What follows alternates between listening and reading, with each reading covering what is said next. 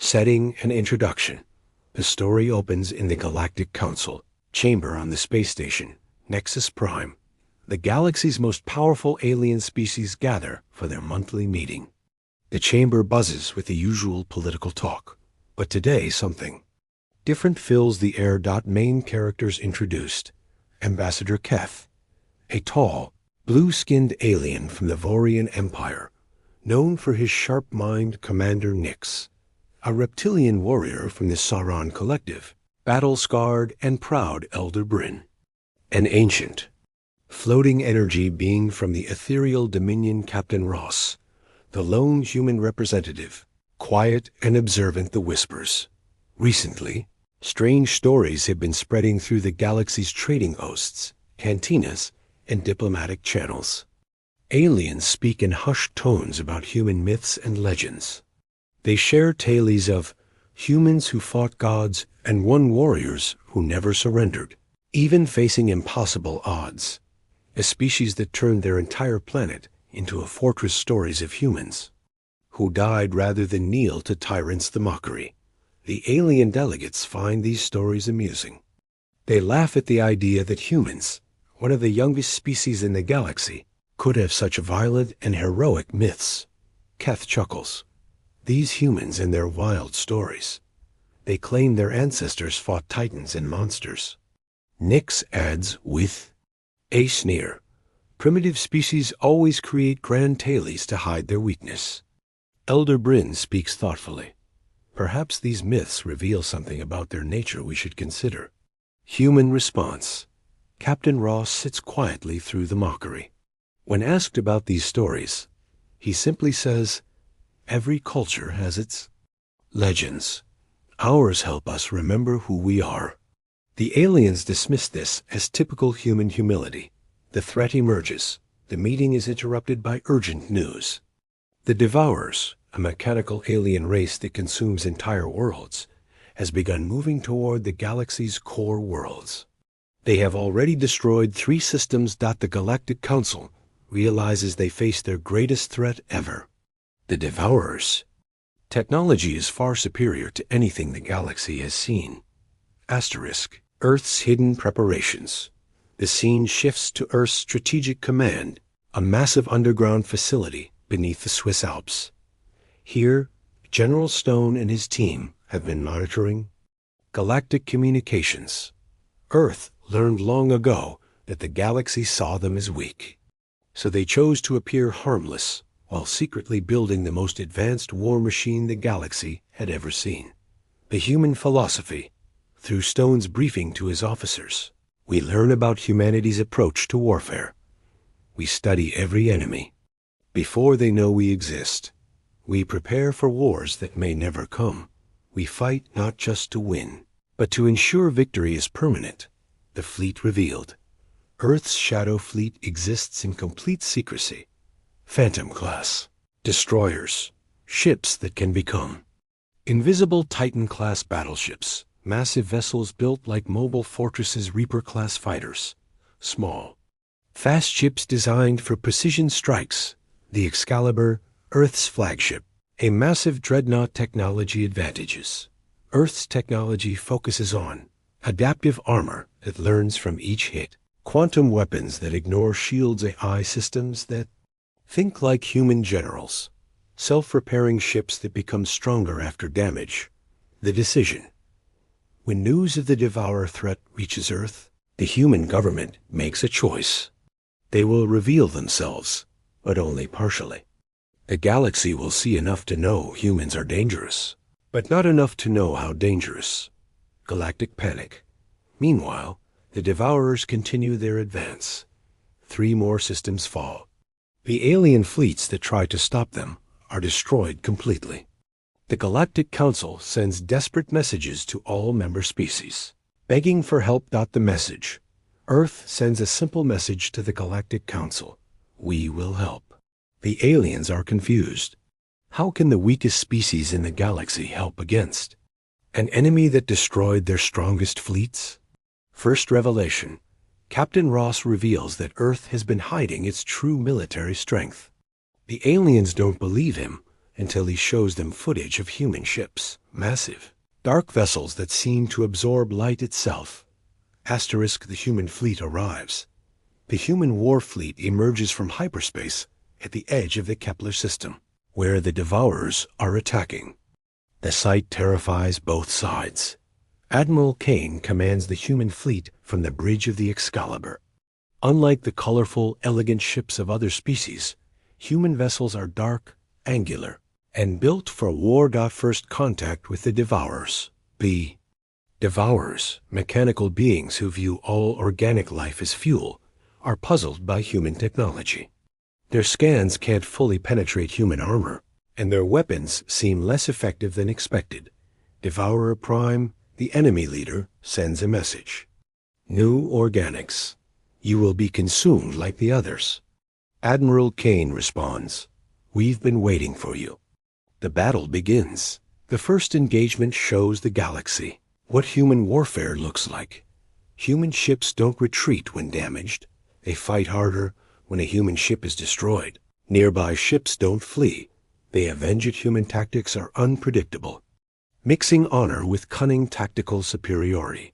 Humans reveal their understanding of warfare. They use the Devourer's own weapons against them. They turn asteroid fields into weapons. They coordinate attacks across multiple dimensions simultaneously. Galactic audience. Other alien species watch the battle through long-range sensors. They begin to understand that human myths weren't just stories. They were warnings. Ambassador. Keth realizes. They're legends about fighting gods. They weren't bragging. They were preparing. Human sacrifice. The battle shows the galaxy what human honor means. When the destroyer Leonidas is surrounded, her crew chooses to ram the largest Devourer ship, rather than surrender. Their sacrifice creates an opening for the rest of the fleet. The tide turns, using tactics no other species would attempt. Humans begin winning the impossible battle. They show the galaxy that sometimes the most dangerous enemy is the one who refuses to accept defeat. Devourer confusion. The Devourers, who have conquered hundreds of species, can't understand human behavior.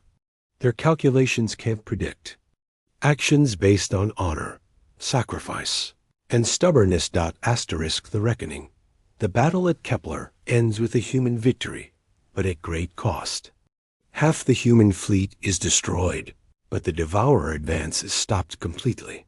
The galaxy watches in shock as surviving human ships don't celebrate. They immediately begin rescue operations and prepare for the next battle. Understanding human nature. Through the aftermath, aliens begin to understand what makes humans different. They fight not just for victory, but for principles. They view temporary defeat as a learning opportunity. They consider war a last resort. But once committed, they fight with everything. The Devourer retreat. Devourer Prime makes a calculation no organic species expected. The mechanical beings retreat. For the first time in their existence, they decide a prey species is too dangerous to consume. Galactic reaction. The alien species react with a mixture of fear and respect. Commander Nix admits, "We called them weak because they spoke of peace. We didn't realize they were strong enough to choose peace." Elder Bryn observes, "Their myths weren't about glory. They were about responsibility." The real reveal. Captain Ross reveals the truth to the Galactic Council. The fleet they saw was only Earth's expeditionary force. The real human military has never left the Sol system. This revelation terrifies the galaxy more than the Devourers ever did. New relationships. The galaxy's relationship with humanity changes completely. Trade routes to Earth become the most secure. In the galaxy, diplomatic messages to humans are written with new respect. Pirates and raiders avoid any system under human protection. The warning. Admiral Kane sends a message to all species. We fought the Devourers not because we feared them, but because we refused to let bullies exist in our galaxy. Remember this. 6 months later, the galaxy has adapted to its new reality. Human ships patrol the outer systems, protecting trade routes and colonies. The Devourers haven't been seen since Kepler. The Galactic Council reformed. The council meetings are different now. When humans speak, everyone listens. When they make suggestions, other species seriously consider them.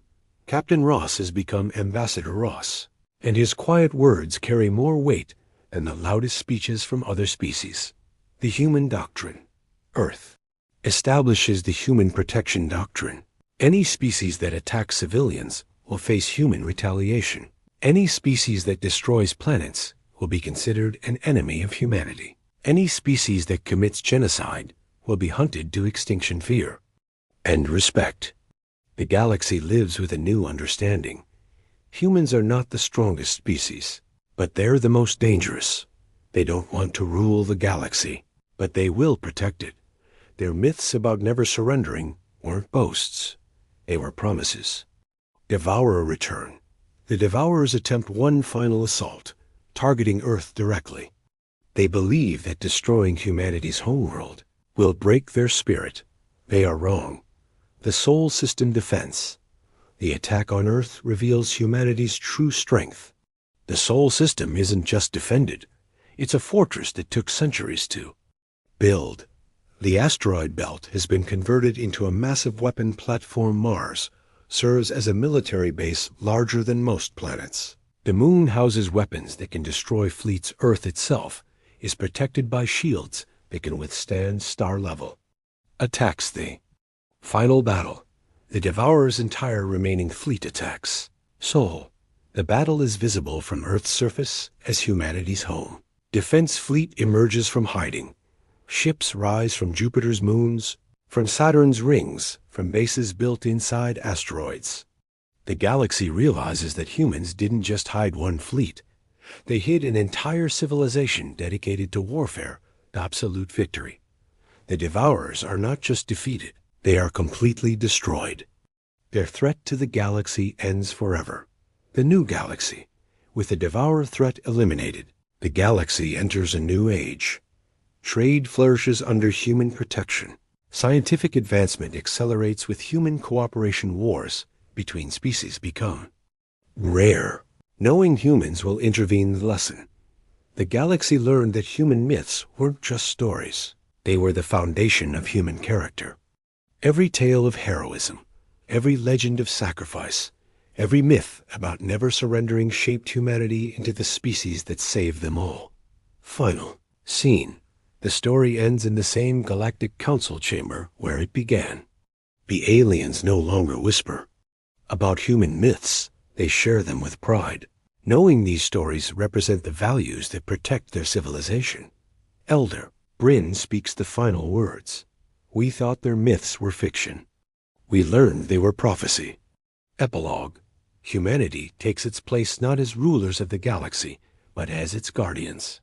And in the depths of space, on worlds throughout the galaxy, children of all species learn human myths and legends, not as entertainment, but as lessons about honor, courage, and the price of freedom. The galaxy learned that sometimes the most dangerous species is the one that fights not for conquest, but for principles. Asterisk.